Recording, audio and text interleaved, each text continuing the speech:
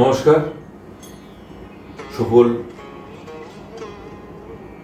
বন্ধু বান্ধব এবং আমার যারা গুরুজনেরা আছেন, যারা এই ভিডিওটি দেখছেন, তাদেরকে প্রথমেই সকলকে শ্রদ্ধার সঙ্গে জানাই যে আজকে হচ্ছে আচার্য শৈলজারঞ্জন মজুমদারের জন্মদিন।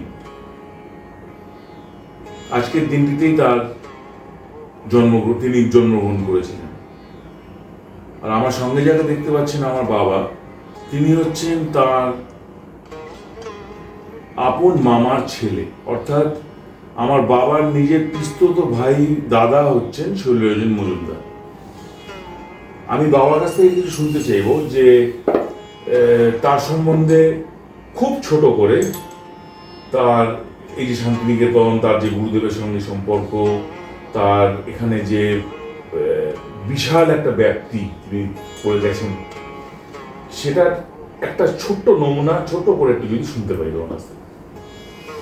তুমি তো প্রথমেই বলেছ যে শৈলজাদা আমার আপন পিস্তত দাদা, আমার বড় পিসির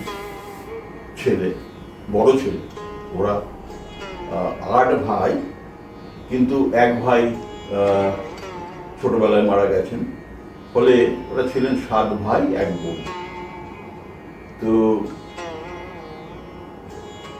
সেই দিক থেকে আমরা হলাম শৈলজাদার মামার বাড়ি। আমার পিতা একমাত্র তার মামা। আমি যেহেতু ভাই বোনদের মধ্যে এক ভাই, তাইও আমি তার একমাত্র মামাতো ভাই। আর তুমি যেটা বললে, আমাদের কিন্তু এই শান্তিনিকেতন আসাটা এই শৈলজাদা গিরিজাদা এই 2 ভাই এখানে থাকতেন, সেই সূত্রে শান্তিনিকেতনে আসা। আজ 70 বছরের ওপর যে শান্তিনিকেতন আছি, সেটা তাদের ইচ্ছাতেই, তাদের ইচ্ছাতেই আছি। বাংলাদেশ থেকে একদম সোজা বাংলাদেশ থেকে আমরা এইখানেই প্রথম এসে উঠি, এবং সেটা শৈলজাদার বাড়িতে। শৈলজাদার যে নিচু বাংলার কোয়ার্টারটা ছিল, 1 নম্বর নিচু বাংলা, সেইখানে 1953 সালে শৈলজাদাকে সেখানে আমরা সেই শৈলজাদার বাড়িতে আমরা এসে উঠি। এবং তারপরে 53 থেকে 60 পর্যন্ত শৈলজাদা কিন্তু শান্তিনিকেতনে সঙ্গীত ভবনের অধ্যক্ষ হয়েছিলেন। এই যে দীর্ঘ সময়টা কিন্তু শৈলজাদাকে নানাভাবে আমরা পেয়েছি। বাড়িতে এসছেন, ভাইফোঁটা হয়েছে, নানান উৎসব অনুষ্ঠান হয়েছে, মামা মামির কাছে এসছেন, গল্প হয়েছে, আড্ডা হয়েছে। আমাদের সঙ্গেও যে কত আড্ডা দিয়েছেন এবং কত কথা বলতেন, গানের বাইরে তার জীবনের কথা, তার অভিমানের কথা, এই সমস্ত কথাগুলো হয়েছে। সেইগুলো বলতে গেলে কিন্তু অনেক বড় ব্যাপার হয়ে যাবে। আজকে কিন্তু তুমি যখন কথাটা তুললে, শৈলজাদার 124তম জন্মদিন উপলক্ষে যে তুমি তার সম্পর্কে জানতে চাইছো আমার কাছে, এই যে কথাটা বললে, এটা বিরাট একটা ইতিহাস।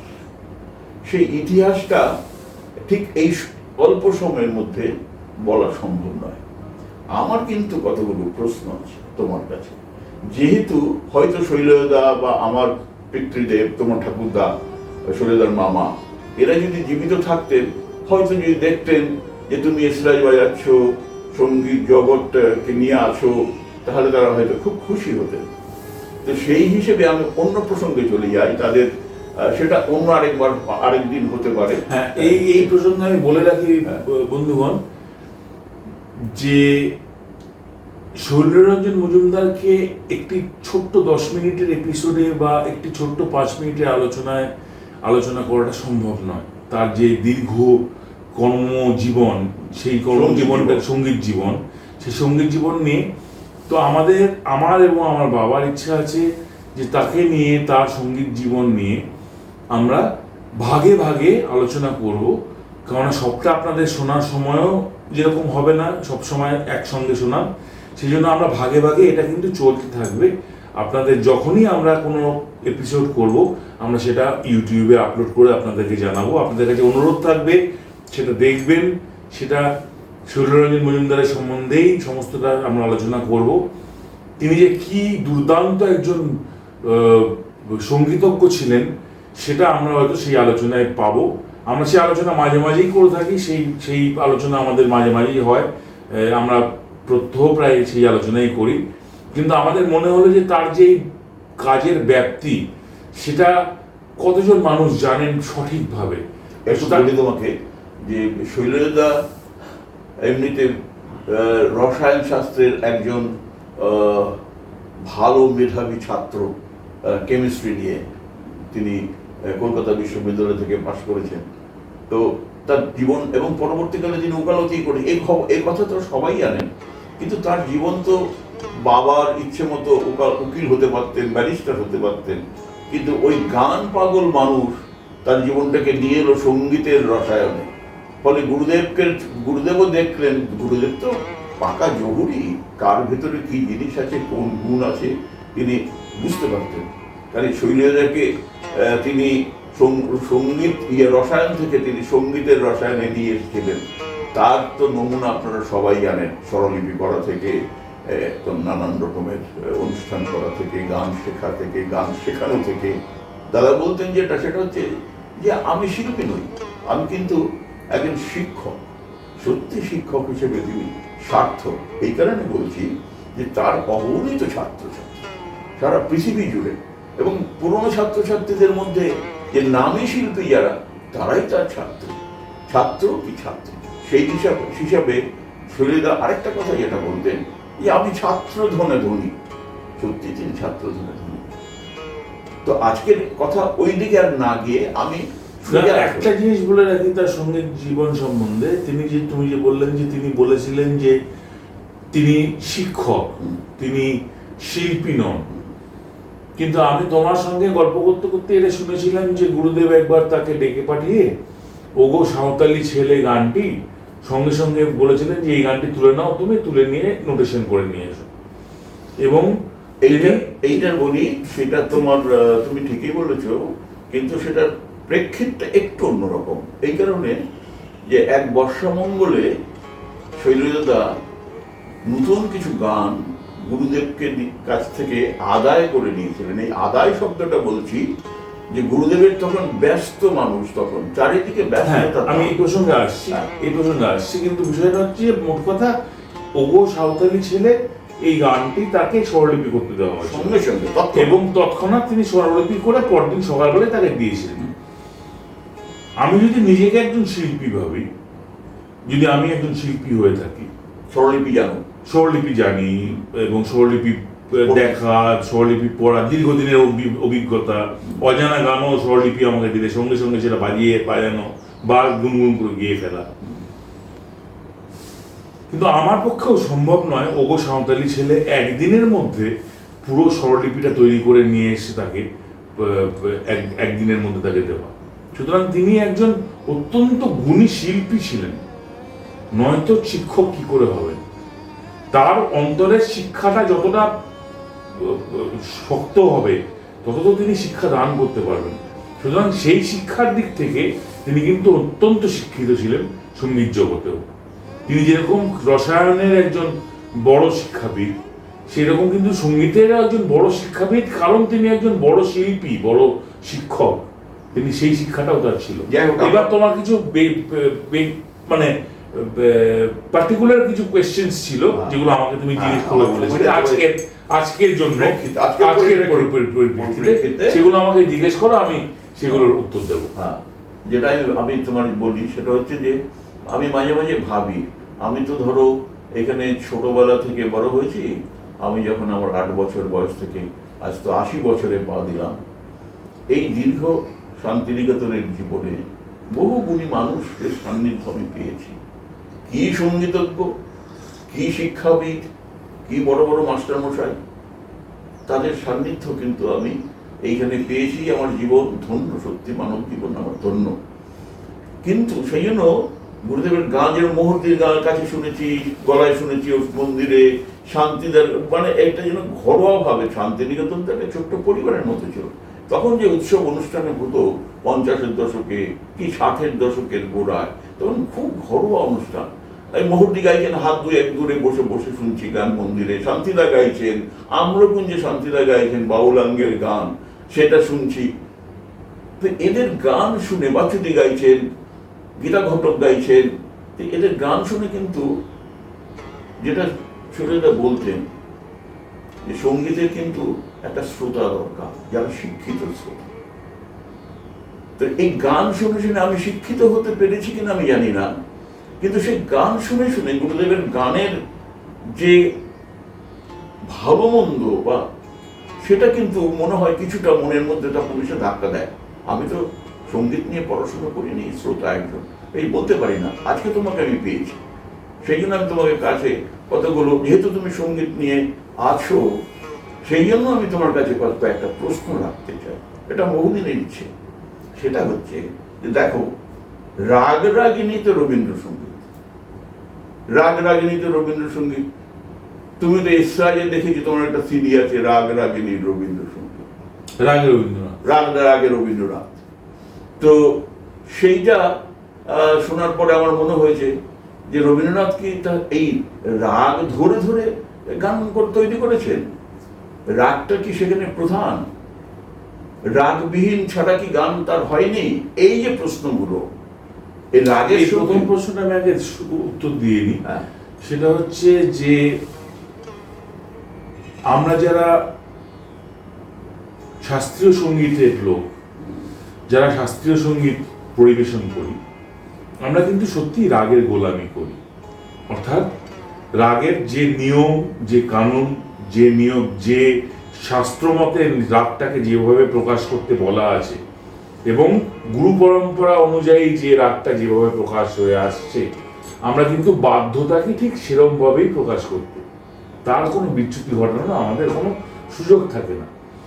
কিন্তু রবীন্দ্রনাথ কিন্তু কোনো জায়গাতেই, আমার ব্যক্তিগত মতামত, আমার যেটুকু বয়স হয়েছে, যেটুকু আমার ধ্যান ধারণা, সেই থেকে আমি মনে হয়েছে যে রবীন্দ্রনাথ কিন্তু কোনোদিনই কোনো রাগ রাগিনীর ওপর কিন্তু তিনি গোলামি করেননি। তিনি তার ওপর কিন্তু ডিপেন্ডেন্ট ছিলেন না। তার যে সৃষ্ট গান, তার যে সৃষ্ট সুর, সেই সুরগুলোর থেকে আমরা হয়তো কোনো রাগের আভাস পাই, কিন্তু তাকে আমার মনে হয় তাকে জিজ্ঞেস করলে হয়তো তিনি বলতেন যে না, আমি ওই রাগটা ভেবে এই সুরটা তৈরি করিনি, বরঞ্চ সুরটার থেকে সেই রাগটার ভাবটা প্রকাশ। একটা যেটা বৈশিষ্ট্যের উদাহরণ দিতে পারো, যে যেরকম বলছিলে যে জ্যাঠামশাই, মানে অর্থাৎ শৈলরঞ্জন মজুমদার, যিনি আমার জ্যাঠামশাই হন, তিনি যখন বর্ষামঙ্গলের জন্য তিনি অনুরোধ করছেন, বলছেন বেহাগ, বেহাগটাই আমি তাহলে ধরি, বেহাগ তিনি দিয়ে রেখেছেন রবীন্দ্রনাথকে, বেহাগের উপর একটা গান লিখতে হবে। তার মানে তিনি কি বলতে চেয়েছেন?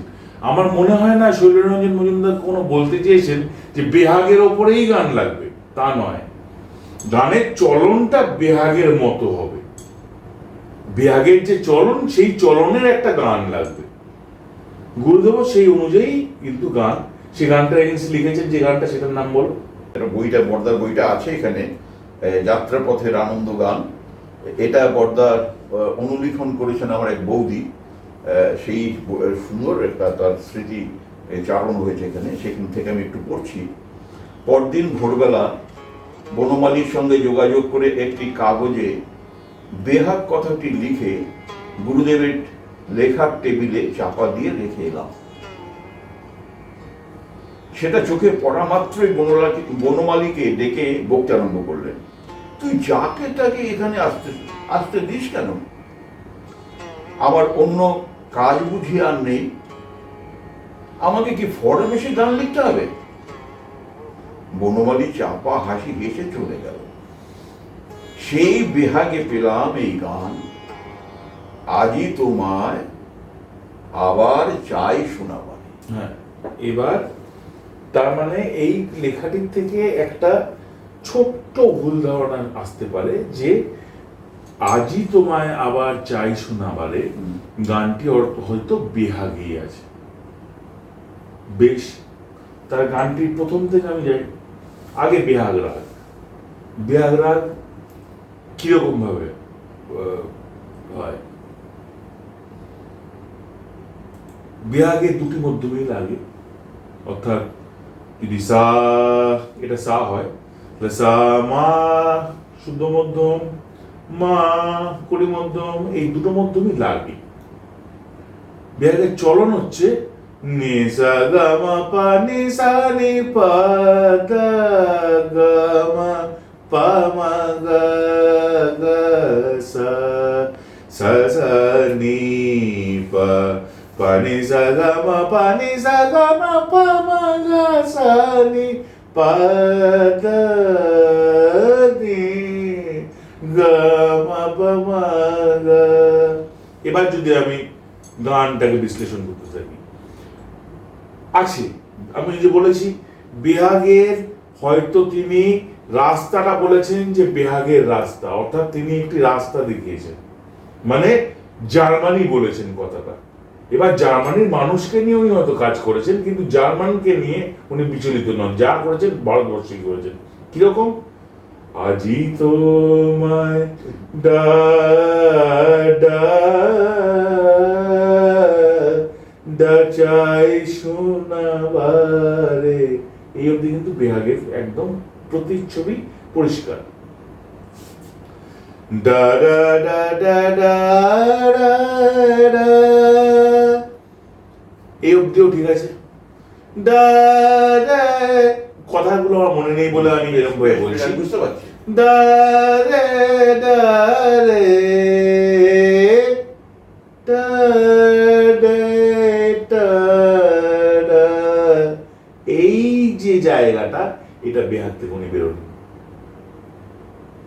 আ কোমলনি ধা পা মা, কোমলনি বিহাগে লাগে না, সুতরাং ওনার গোলামি যে উনি করছেন না, উনি সেটা প্রমাণ করবেন।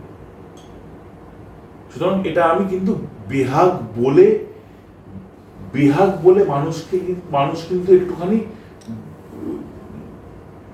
দিকভ্রষ্ট হতে পারে, আমরা ভাবি দিকভ্রষ্ট হতে পারে যে এই গানটা বোধহয় বিহাগেই আছে, তার মানে এই গানটা যখন শুনছি তার মানে বিহাগটাই শুনছি, কিন্তু তার নয়।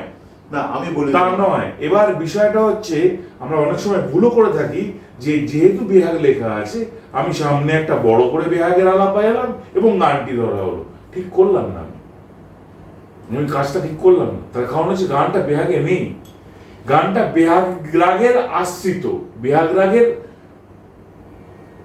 মতো, বিহাগ রাগের যে সৌন্দর্য, সেই সৌন্দর্যটা এই গানটির মধ্যে পাওয়া যায়। বিহাগের একটি রূপ, কিন্তু বিহাগ রাগটা নয়। কিন্তু আবার একই রকম ভাবে যদি, তাহলে এখানে প্রশ্ন তুমি করতে পারো যে তাহলে কি রবীন্দ্রনাথ রাগ রাগিনী সম্বন্ধে জানতেন না, বা তিনি রাগ রাগিনী সম্বন্ধে সেরকম তার চর্চা ছিল না? আমার মতে রবীন্দ্রনাথের থেকে রাগ রাগিনী বেশি ভালো বোদ্ধাস অন্তত শান্তিনিকেতন সে সময় করেছিলেন, যিনি রাগগুলো পরিষ্কার বোঝে। তার কারণ হচ্ছে বিহাগ রাগে ওই যে কোমলনিটা লাগানো, ওইখানে ওই রকম ভাবে ফিরে আসা, ফেরতটা, ওইটা একটাই রাস্তা, ওইভাবেই করা যায় করলে। তিনি এতটাই দৃঢ়ভাবে সেটা জানতেন, যেরকম সগন গহনরাত লেখা আছে বাগেশ্রী বা বাগেশ্রী কানাডা, দুটোর মধ্যে একটা, আমার ঠিক মনে পড়ছে না, তবে বাগেশ্রী বা বাগেশ্রী কানাডা এই দুটোর মধ্যে একটা কিছু লেখা আছে। সগন গহনরাত্রি বাগেশ্রী গা মা ধা নে সা সা নে দা মা পা ধা গা রে সা সা নে দা ধা নে সা গা মা ধা নে সা সা নে দা মা পা ধা গা রে সা রে সা, এটা হচ্ছে বাগেশ্রী। এবার গানটা আমি যদি গাই, দেখো কতদূর অব্দি ঠিক যাচ্ছে। সগন গহন রাত্রি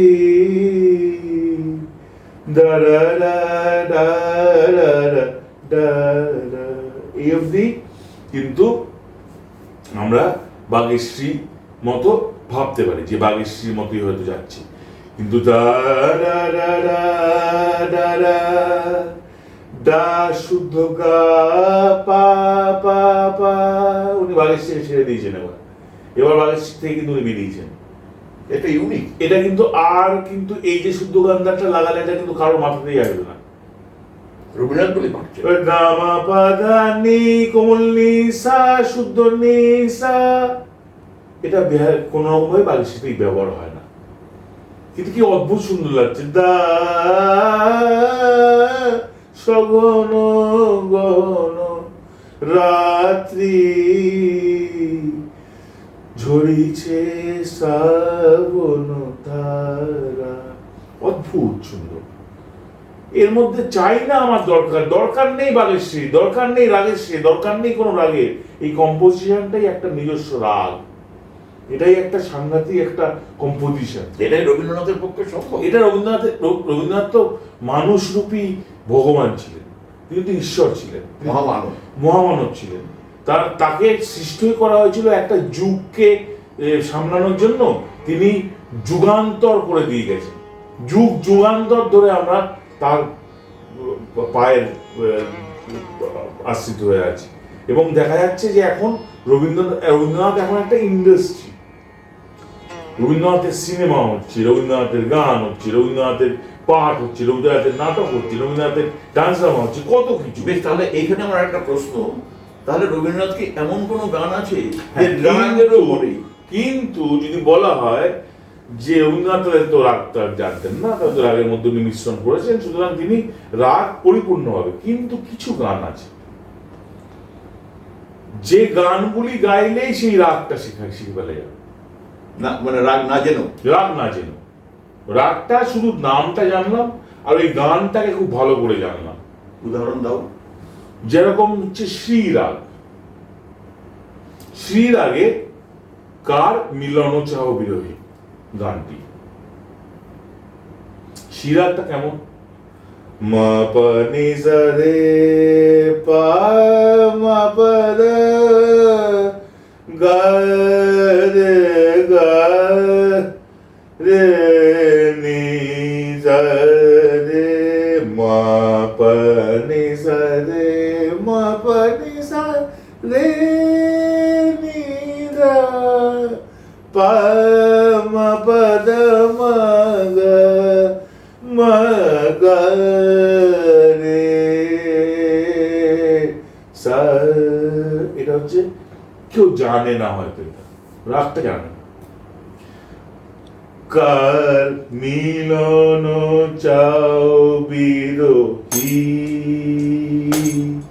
কার মিলন চাও বিরোহী,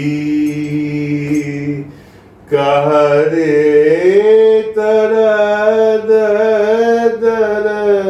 একদম শ্রী, পরিষ্কার শ্রী রে পা মা পা মা পা ধা মা গা গা মা মানে নি ধা ধা বা মা তারা ডা রা রে সা নি সা সা পা রে রে সা সা নে রে রে সা নি ধা সা, একদম রাগ। রবীন্দ্রনাথের প্রথম দিকে যে রাগ যখন উনি ব্যবহার করছেন, এটা বলতে গেলে আমাকে আগে একটা হিস্ট্রি বলে আসতে হবে। সেটা হচ্ছে প্রথম দিকের গান কিন্তু আমরা শুনতে পাই না, বহুশ্রুত নয়, ওগুলো অত্যন্ত স্বল্পশ্রুত এবং খুব ইমিচিওর সুর। আমায় ক্ষমা করুন, আমি এটা বলতে বাধ্য হচ্ছি, খুব ইমেচিওর সুরগুলো শুনলে মনে হয় এগুলো রবীন্দ্রনাথ দিয়েছে। কেন বলছেন, কেন বলছেন? তার কারণ হচ্ছে যে আমরা যখন HMV একটা আর্কাইভ তৈরি করা হয়, যে রবীন্দ্রনাথের সমস্ত গান শ্রুত, বহুশ্রুত, স্বল্পশ্রুত, একদমই গাওয়া হয় না, সমস্ত গান। এটা কি বিশ্বভারতী আসার আগে আমার? হ্যাঁ, বিশ্বভারতীতে আমি যোগ দেওয়ার আগে যখন আমি কাজ করছি কলকাতায়, তখন আমার কাছে যখন অনুরোধ এলো HMV থেকে যে তোমাকেও মিউজিক ডাইরেকশনের কাজ করতে হবে এবং সেগুলো রবীন্দ্রসঙ্গীতের ওপর, সেটা কিন্তু স্বল্পশ্রুত গান আমাকে বলে দেওয়া হলো। তো এবং আমি যেহেতু কতগুলো করতে, আমি 250টা গান করেছি। আমার সঙ্গে আরো অনেকে করেছেন, যেমন দুর্বাদল চট্টোপাধ্যায়, আমি তাকে নিজের গুরুর মতো মনে করি, পিতার মতো মনে করি। তিনি আমাকে কলকাতার প্রচুর কিছু শিখিয়েছেন, স্বরলিপি থেকে আরম্ভ করে সমস্ত। দুর্বাদল চট্টোপাধ্যায় ছিলেন, অমিত ব্যানার্জি ছিলেন, এবং আরো নাম করা যত বুদ্ধদেব গাঙ্গুলি থেকে আরম্ভ করে আরো যারা নাম করা, যারা যত মানে Arrangement অ্যারেঞ্জমেন্ট করেন যারা, অ্যারেঞ্জমেন্ট করা ভুল হবে, সঙ্গীত পরিচালনার কাজ যারা করেন তারা একাধিক অনেকেই যুক্ত, কারণ রবীন্দ্রনাথ অত গানকে করতে গেলে তো একা কারোর পক্ষে সম্ভব নয়। সেইখানে উদাহরণ দেয়, বেশ আমি বুঝলাম। তো সেই জায়গা থেকে আমাকে 250টা গান যখন, প্রথম তো 250টা না, প্রথম 10টা 20টা 30টা এরকম ভাবে আমাকে দেওয়া হচ্ছে, আমি করে যাচ্ছি পরপর পরপর। তো একটা জায়গায় গিয়ে আমার মনে আছে, যদি অদিতি দি যদি এইটা দেখে থাকে, এই আমাদের এপিসোডটা যদি কখনো দেখে, অদিতি গুপ্ত, যার গান আমরা শুনি এখন, টিভিতেও শুনি, নানান জায়গায় শুনি, অত্যন্ত ভালো গান, তার সঙ্গে আমার খুব ভালো সম্পর্ক আছে দিদি ভাইয়ের একটা। তার যখন আমি অ্যারেঞ্জ করছি একটা গান, তখন তিনিও একটু বিরক্ত, আমিও কিরকম একটুখানি, মানে গানটা কেমন হবে, রেকর্ডটা মানে গানটা ঠিক নিয়ে আমি ঠিক সন্তুষ্ট নয়। গানটা কিরকম, গানটা হচ্ছে ঠিক যেরকম স্বর আমরা প্র্যাকটিস করি, সা রে গা পা ধা সা ধা পা গা রে সা, সা রে গা রে সা ধা পা সা, সা রে গা গা পা পা ধা সা, সা রে গা রে সা ধা পা গা রে সা। আরে কি কি হচ্ছে এটা? রবীন্দ্রনাথের গান বাবা চেক করছি, সমস্ত কিছু করছি, অদিতিও বলছে যে আমার না এই গানটা ঠিক ঠিক মানে আত্মস্থ হয়ে গাইতে অসুবিধা হচ্ছে। আজকে যদি রবীন্দ্রনাথ বেঁচে থাকতেন, হয়তো এই গানটাকে উনি বাদ দিতেন, কিন্তু তখনই আমি দেখলাম কিছুক্ষণ পর, কিছুদিন পর আমার রিয়েলাইজ হলো, এটা ওই যে আমার মাথায় ঘুরছে ওই গানের সুরটা, যে আরে এটারই তো সঠিক রূপটা হচ্ছে, ওঠো ওঠো রে বিফলে প্রভাত বয়ে যায় যে, মেলো আঁকি জাগো জাগো দেখো না রে অচেতন, ওঠো ওঠো রে। তার মানে এই ওঠো ওঠো রে গানটা লেখার আগে, তার যখন বয়স অনেক কম, তখন উনি যখন সা রে গা পা গা সা রে গা রে সা দা পা গা রে সা শুনছেন যখন বাড়িতে, সেটার ইনফ্লুয়েন্সে উনি ওই একটা গান লিখেছিলেন। সেই গানটা তখন দাঁড়ায়নি, পরবর্তীকালে তিনি কিন্তু আরেকটা গান লিখেছেন, সেই গানটা কিন্তু অসাধারণ। অর্থাৎ এখন রবীন্দ্রনাথ বেঁচে থাকলে কিন্তু উনি আরেকটা রিসাইকেল বিন তৈরি করতেন, যেখানে তার কিছু গান বাদ পড়তো, যে গানগুলো আমি বাদ দেব। খুব ভালো, আজকের সময়টা অনেক পেরিয়েছে। হ্যাঁ, আজকের জন্য আমরা বোধহয় এখানে খাওয়াটা একটু এক্সট্রা শুনবো, শুনে শেষ করবো। তুমি যা খুশি বাজাতে পারো, বাজিয়ে। আচ্ছা, আমি বলেই রাখি দর্শক বন্ধুদের যে এভাবে যখন আলোচনা হয়, তখন এক্সট্রাজ দিয়ে এক্স্যাক্টলি বাজিয়ে করাটা খুব মুশকিল বলে আমার বেসুরো গলাতেই আমি চেষ্টা করলাম। তবে আমি গান আমার বিষয় ছিল, রবীন্দ্রসঙ্গীত আমার বিষয় ছিল, এবং গান আমি ছোট থেকে গুনগুন করে শিখেছি। আমি স্বস্তিকামা শিখেছি, তমালদার কাছে শিখেছি, এরকম বহু লোকে বহু মানুষের সান্নিধ্যে এসেছি, তারা আমাকে গান শিখিয়েছে, রবীন্দ্রসঙ্গীত শিখিয়েছেন। বুলবুল দিয়ে আমাদেরকে রবীন্দ্রসঙ্গীতের ক্লাস নিতেন, মলয়দা আমাদের রবীন্দ্রসঙ্গীতের ক্লাস নিতেন। আমরা সেখানে সাবসিডিয়ারি সাবজেক্ট হিসেবে রবীন্দ্রসঙ্গীতটাকে আমাদের পড়াশোনা করতে হয়েছে, তার উপর পরীক্ষা দিতে হয়েছে, পড়েছি। তো সেই জন্য এখন অব্দি ভরসা রাখি যে হয়তো সুরে বেসুরে হলেও একটু বুঝিয়ে দিতে পারবো, সেই সাহসে। যদি আপনারা কমেন্টে লেখেন যে না এরপর থেকে আর গাইবেন না, আমি আর গাইব না। কিন্তু যদি আপনারা ভালো লাগে এটা, এই ধরনের আমি উদাহরণ দিয়েছি, তো সুতরাং উদাহরণ দিতে গেলে আমার যন্ত্রটা নিচ্ছি, আমি উদাহরণ দিচ্ছি, আবার যন্ত্রটা নিয়ে যাচ্ছি, এটা সম্ভব নয়। উদাহরণ দিতে গেলে স্পন্টিনিউয়াস দিতে হয়, আর নয়তো আমাকে একদম মঞ্চ করতে হবে, সেখানে বসে যন্ত্রটা ধরে থাকতে হবে। তো সেই জন্য আমি একটুখানি গানের চেষ্টা করছি, আমাকে ক্ষমা করবেন। আর আজকে খুবই আনন্দের দিন, যার জন্মদিন আজকে, তাকে আমরা স্মরণ করেই এখানে এইটা শুরু করলাম। এটা আমাদের শুরু হলো আজকে, তাকে স্মরণ করে শুরু করলাম, তার জীবন নিয়ে, তার জীবনী নিয়ে কথাবার্তা। আর আমি একটু বলি। আচ্ছা, বাবাও বলছি যে আজকে আমরা এটা শুরু করলাম, আমার নানান প্রশ্ন আছে, দাদাকেও দেখেছি, দাদার সঙ্গে গান নিয়ে আমার তেমন আলোচনা হয়নি, তার কারণ গানের ব্যাপারটা আমার বিষয় ছিল না। কিন্তু দাদার জীবনে, দাদার মান অভিমান, এখান থেকে চলে যাওয়া, দাদার কলকাতায় থাকা, এই পরবর্তীকালে এইগুলো নিয়ে আমার অনেক কথা আছে। বাড়িতে আসতেন, আমাদের এখানে অনুষ্ঠান হতো। তো আজকে এইখানে এইটুকুই, আমরা শুভায়ুর স্বরলিপির মধ্যে শুদ্ধতা অশুদ্ধতা, স্বরলিপি দেখে আমরা কিভাবে শিখবো, এই নানান প্রশ্ন, স্বরলিপির ত্রুটি বিচ্যুতি, এই সমস্তগুলো নিয়ে আমরা পরবর্তী কিছু এপিসোডে আসব। এই কারণে এটা আমার চাহিদা, তার সেই চাহিদাটা যদি আপনাদেরও ভালো লাগে, যদি আপনারা আরো শুনতে চান, কমেন্ট বক্সে লিখবেন যে না আমরা আরো শুনবো, আপনারা আলোচনা করুন, তাহলে তা আমরা শেষ করবো সুভাইয়ের একটা এসরাজের বাজনা। আমি জানি না কি বাজাবো, তবে আমার ইচ্ছা আছে তার আজকে জন্মদিন, তাকে নতুন রূপে পাবো বলে তাকে আমরা হারিয়েছি হয়তো, কিন্তু তাকে প্রত্যেক ক্ষণে তাকে আমরা শ্রদ্ধা করি, তাকে স্মরণ করি। একটা বলি, আজকে আমার খুব ভালো লাগছে যে শৈলজা তো দেখছেন না, কিন্তু এরকম সুরঙ্গমা শৈলজাকে সম্বর্ধনা দিয়েছে, বাড়িতে এসছেন, এসে বাবাকে বলছেন মামা সুভিনিয়ারটা, আমাকে আছে সেগুলো, সুভিনিয়ারটা দিয়ে বলছেন মামা এই দেখো সুরঙ্গমা আমাকে সম্বর্ধনা দিয়েছে। তো যেখানেই দিতেন খুশি হতেন, কারণ অনেকটা শৈলজা খুব চাপা ছিলেন, তার অনেক কিছু তিনি প্রকাশ করতেন না, অনেক দুঃখ ভেতরে চেপে রেখে দিতেন, অন্তর্মুখী। ফলে আজকে যে চারিদিকে সে তার ছাত্র ছাত্রী, বিভিন্ন প্রতিষ্ঠান যারা তার জন্মদিন পালন করছে, গানের মধ্যে দিয়ে আনন্দ প্রকাশ করছে, এটা তো আমি খুব খুশি, আমি দেখে খুব খুশি। সেরকম ভাবে তাকে আমরা আবার মনে রাখার জন্য তার একটি টপ্পাঙ্গের গান, মানে তার রবীন্দ্রনাথের রবীন্দ্রসঙ্গীতের একটি টপ্পাঙ্গের গান, যেটা তিনি শেখাতেন এবং এসরাজে বাজিয়ে শেখাতেন। তিনি হয়তো আমার থেকে আরো 100 গুণ পারফেক্টলি করতেন, আমি তার হয়তো নখের যোগ্য নই, তৎসত্ত্বেও আমি একটু চেষ্টা করছি তোমায় নতুন করে পাবো বলে। একটুখানি বাজিয়ে আমি শেষ করবো।